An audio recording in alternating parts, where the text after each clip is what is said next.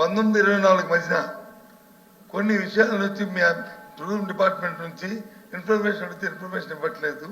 కొన్ని అవకతవకలు జరిగాయని మా దృష్టికి వచ్చింది. కొన్ని మీరు వచ్చి లోపభూయిష్టంగా కొన్ని కాంట్రాక్ట్లు ఇచ్చారు, వాళ్ళకి వచ్చి వాళ్ళు దోపిడీ చేస్తున్నారనేది మీ దృష్టికి వచ్చింది, మా దృష్టికి వచ్చింది. అది ఏమైనా వాస్తవమా అని అడిగారు. అవి ఇన్ఫర్మేషన్ చెప్పండి, మేము అధికారులు చెప్పడానికి.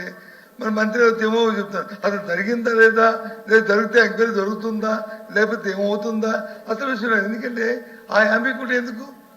ప్రభుత్వం మీదే ఉంది కదా, ఫైల్స్ మీద ఉన్నాయి కదా, చట్టాల మీద ఉన్నాయి కదా, అన్ని మీద ఉన్నాయి కదా. అది చేసి వాస్తవం చెప్పచ్చు స్ట్రైట్గా.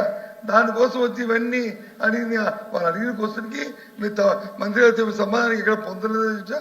చాలా సంతోషం. మీరు చేస్తున్న డెవలప్మెంట్ చేయబోయే కార్యక్రమాన్ని చెప్తారు.